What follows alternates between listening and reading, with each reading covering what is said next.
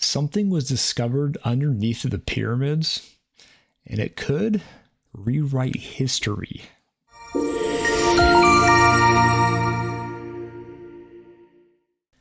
Remember that if you don't subscribe, I will run over a baby dolphin with a jet ski. Egypt is known for many things: mummies, pyramids, and statues. Today I want to talk about a particular set of statues found all over Egypt. When you look at these, you will notice typically 5 to 6 different cookie cutter postures. Many of them look like they came out of the same assembly line. The material these are carved into, at least for the ones I'll be showing you today, are primarily made from incredibly hard materials like diorite and basalt, which can be upwards of 6 to 7 on the Mohs hardness scale. By comparison, marble comes in between 3 and 4. You'll notice that the level of craftsmanship on these statues is the highest quality Egypt has ever achieved. Not only are they of the highest quality, but they are also the oldest statues found in Egypt. Most are dated to the Old Kingdom or even earlier.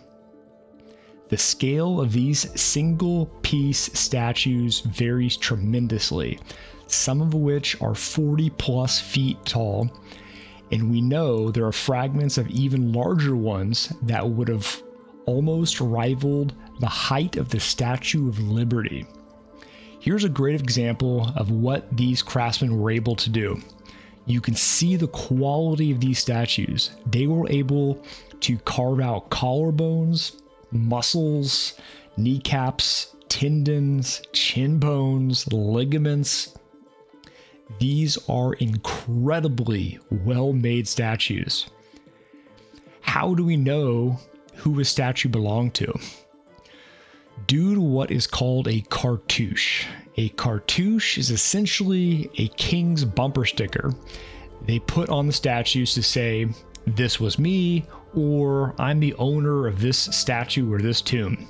The cartouches are the bumper stickers that tell us who it was and when it was made.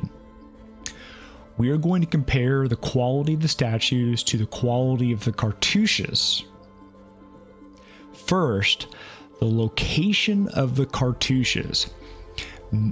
Many of these statues don't have any cartouches nor inscriptions at all.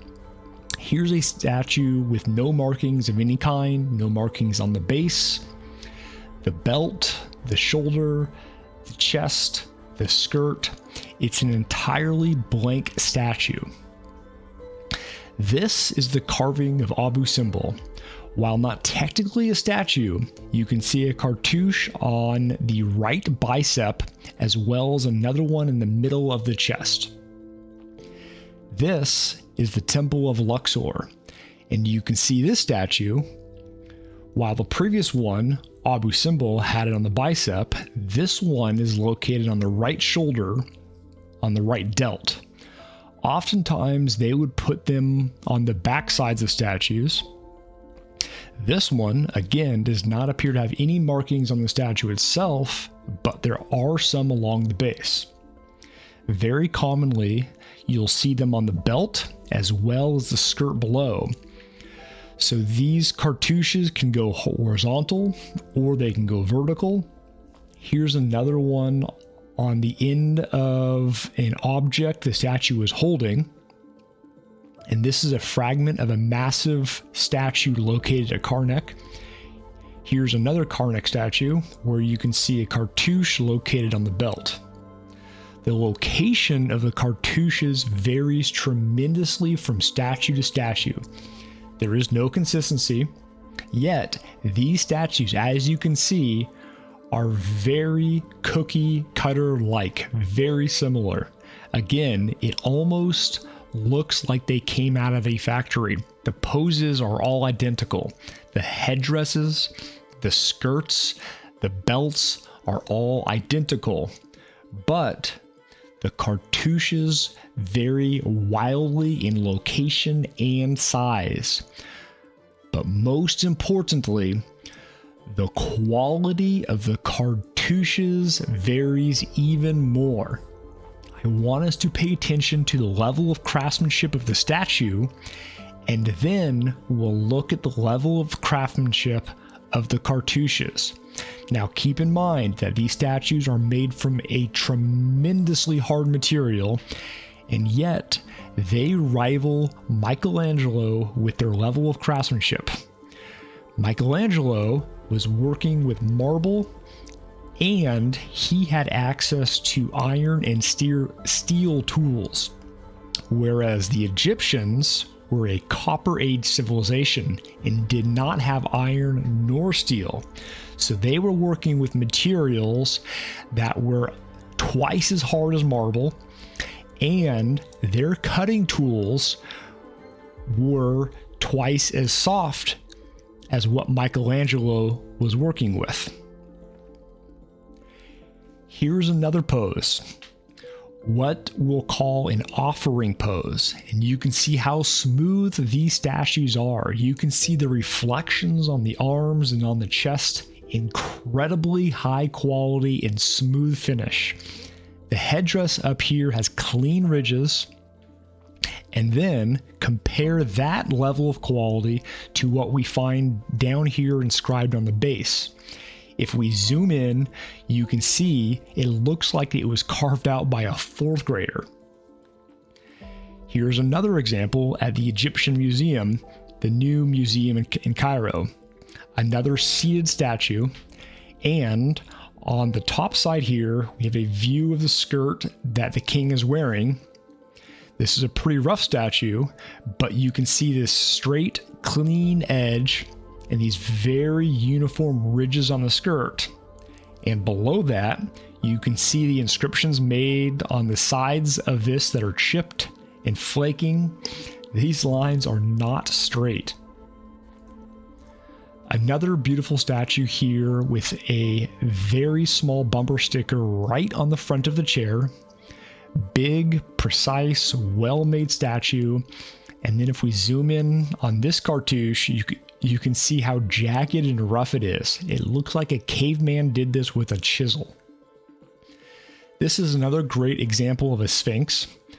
I'm going to zoom into this area right here to the left shoulder, where we can see the cartouche bumper stickers, and then we have these ridges and lines that I believe were original to the statue when it was made. The top here, you can see how smooth, clean, and polished these ridges are on the shoulder of this lion. And then if we move down and look at the level of craftsmanship of this cartouche on the side, notice how jagged, rough, uneven, unfinished. This is a great shot to see that side by side, the two different levels of craftsmanship. The difference in craftsmanship is not a rare occurrence. While visiting Egypt, I was unable to find a single example of the cartouche being of the same quality as the statue itself. Here's the Luxor Museum, the bottom half of a seated statue. This is a great example here. If we look at the hands and this object in their hand, we can see straight lines, look between the knuckles, look at the fingers, uniform lines made on the statue. We know that the craftsman that built the statue had the ability to do this at the time the statue was built. But then, if we come down and look at the cartouches on the side of the statue, it is an entirely different level of quality than the main statue. Straight lines in the fingers and incredibly jagged edges where the inscriptions are made. This one is my favorite statue in all of Luxor. Actually, it's my favorite statue in all of Egypt. If you visit Luxor, you must go see this in person. This is the statue with the cartouche of King Thutmose III located in the Luxor Museum. And the pictures do not do this statue justice. The level of quality of this is mind-blowing. It looks like it was carved yesterday. The cheeks, The nose, the jaw, the lips all look soft to the touch. It looks so lifelike. Look at the headdress, these straight, clean lines. And now we're going to look at the cartouche that is located on the belt. And again, we can see that we have very, very jagged, rough edges. I believe that these statues were originally blank at one point in time, and the cartouche and these jagged lines on the belt that you see were additions at some point in time. Whether it was 6 months after the statue was built, 6 years, 600 years, there is no way of knowing when the statue was made versus when the cartouche was added. I had the rare opportunity to visit the brand new Gem Museum in Cairo. This is a statue that was located in Memphis and has recently been relocated. Look at the quality of the edges of these lips, around the eyes. Keep in mind that this is a 3-dimensional surface. Look at the very subtle edge of the top of the eyelid here. All this is so clean, straight, immaculate. Look at the headdress.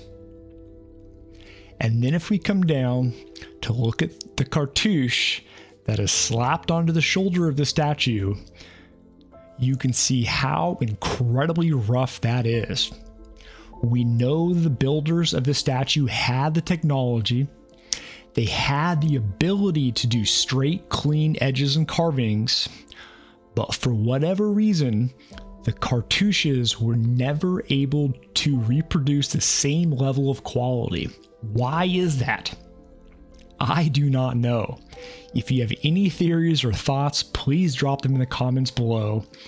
This is an amazing example of the 2 different levels of quality on the exact same statue. There's a night and day difference there. It wasn't exclusive to statues either. There are the boxes of the Serapeum, which I will do another future video on. The quality of these boxes versus the inscriptions are night and day different. I've heard theories that the reason that the level of quality is so different is that these are essentially rough draft inscriptions or unfinished projects for somebody to then come in at a later date and complete. But as you've seen, every single inscription and every single cartouche that I've shown you is all jagged and rough. If that theory were true, then it means that every single cartouche in Egypt has never been completed. There are several issues with dating statues and buildings based on cartouches alone. Firstly, we can't be certain when the cartouche was added to the statue. Secondly, it is well known that cartouches were often destroyed or replaced by newer kings. Many statues don't have any inscriptions nor cartouches to begin with, indicating that they weren't originally made with these markings. This suggests that cartouches were not a standard during their creation process.